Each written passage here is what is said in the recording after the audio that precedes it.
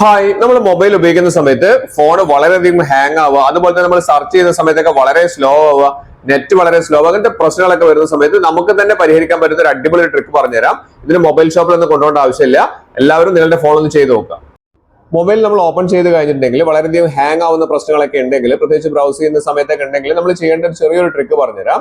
അതിനായി നമ്മൾ ചെയ്യേണ്ടത് ഗൂഗിൾ ക്രോം ഒന്ന് ഓപ്പൺ ചെയ്യുക എന്നുള്ളതാണ്. ഗൂഗിൾ ക്രോം ഓപ്പൺ ചെയ്ത് കഴിഞ്ഞാൽ നമുക്ക് ഏറ്റവും മുകളിലായിട്ട് 3 ഡോട്ട്സ് കാണുന്നുണ്ട്. അതിന് തൊട്ടടുത്ത് ചെറിയൊരു സ്ക്വയർ ബട്ടണിൽ നമ്പർ കാണിക്കുന്നുണ്ട് അല്ലേ. അപ്പൊ അത്രത്തോളം ടാബുകൾ നമ്മുടെ ഫോണിൽ ഓപ്പൺ ആയി കിടക്കുകയാണ്. നമ്മൾ പല വെബ്സൈറ്റുകളൊക്കെ വിസിറ്റ് ചെയ്ത സമയത്തൊക്കെ ഇത് അവിടെ ഓൺ ആയിട്ട് കിടക്കുകയാണ്. അതൊക്കെ ആക്റ്റീവ് ആയി കിടക്കുന്നത് കൊണ്ട് നമ്മളെ സൈറ്റുകളിലേക്ക് കയറാൻ വളരെയധികം സ്ലോ ആവുന്നു, ഫോണൊക്കെ വളരെയധികം ഹാങ് ആവാൻ സാധ്യതയുണ്ട്. ഇത്രയും അധികം ടാബുകൾ ഓപ്പൺ ആയി കിടക്കുകയാണ്. അപ്പൊ നമ്മൾ ചെയ്യേണ്ട ഒരു കാര്യം 2 സ്റ്റെപ്പ് ഞാൻ പറഞ്ഞുതരാം. ആദ്യത്തെ ഞാൻ വളരെ ഇമ്പോർട്ടന്റ് ആയിട്ട് പറയുന്നുണ്ട്.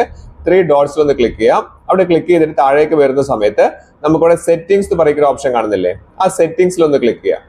ആ സെറ്റിംഗ്സിൽ ക്ലിക്ക് ചെയ്ത് കഴിഞ്ഞാൽ നമുക്ക് ഈ ഒരു ഓപ്ഷനിലേക്കാണ് വരുന്നത്. ഇവിടെ നമുക്ക് നമ്മുടെ മെയിൽ ഐ ഡി കാണുന്നുണ്ട്. മെയിൽ ഐ ഡിന്റെ താഴേക്ക് വന്നു കഴിഞ്ഞിട്ടുണ്ടെങ്കിൽ നമുക്ക് ഇത് സെറ്റ് ചെയ്യാനുള്ള ഒരു ഓപ്ഷൻ താഴെ കാണും. അതുവഴി നമുക്ക് നല്ലപോലെ നെറ്റ് സ്പീഡ് കൂട്ടുവാൻ സാധിക്കും.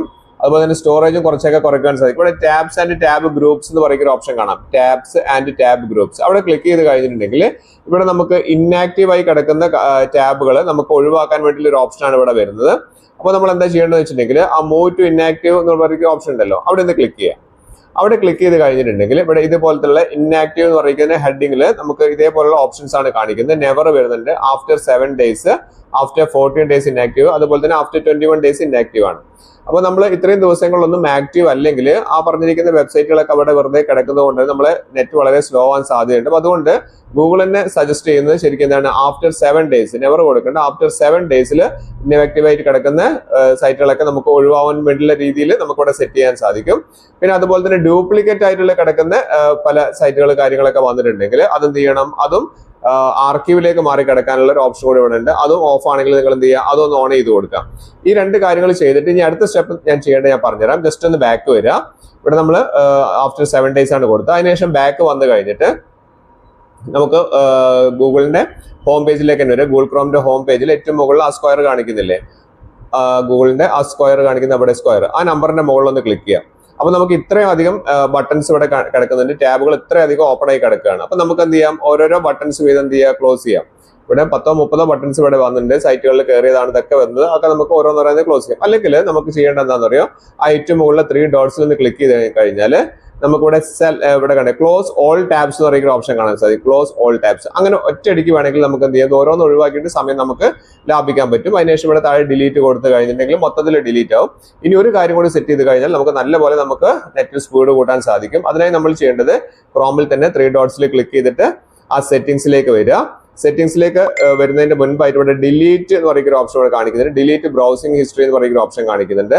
ആ ഡിലീറ്റ് ബ്രൗസിംഗ് ഡാറ്റ, നമ്മൾ പല സൈറ്റുകളിലും കയറിയ ഡാറ്റകളൊക്കെ ഇവിടെ ഇങ്ങനെ കയറി കിടക്കുന്നുണ്ട് അല്ലേ. അപ്പൊ അതൊക്കെ ഒഴിവാക്കാൻ വേണ്ടിയിട്ട് നമുക്ക് ഇവിടെ ഒരു ഓപ്ഷൻ ഉണ്ട്. ഇവിടെ നമുക്ക് ലാസ്റ്റ് അവറിൽ, കഴിഞ്ഞ മണിക്കൂറിൽ, 24 മണിക്കൂറിന് മുന്നിൽ, അപ്പൊ ഈ കാര്യങ്ങളിൽ നിങ്ങൾക്ക് ഏതാണോ വേണ്ടത് അത് നമ്മൾ കൊടുക്കാം. ലാസ്റ്റ് 7 ഡേയ്സ് ആണെങ്കിൽ നിങ്ങൾ 7 ദിവസം കഴിഞ്ഞ കാര്യങ്ങളൊക്കെ അവിടെ എന്താവില്ല, സ്റ്റോർ ആവില്ല.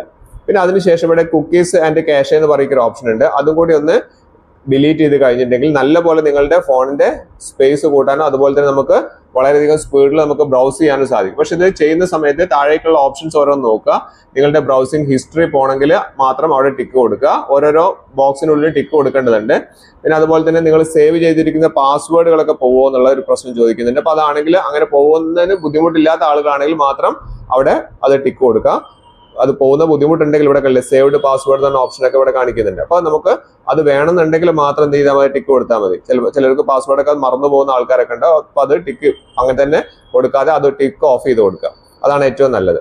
പിന്നീട് അതിനുശേഷം നമുക്ക് ഏറ്റവും താഴെ വരുന്ന ഡിലീറ്റ് ഓപ്ഷനിൽ ക്ലിക്ക് ചെയ്തുകൊണ്ട് നമുക്ക് അത് ഡിലീറ്റ് ചെയ്ത് ഒഴിവാക്കിയിട്ടുണ്ടെങ്കിൽ വളരെയധികം നമുക്ക് നെറ്റ് സ്പീഡ് കൂട്ടാനും സ്റ്റോറും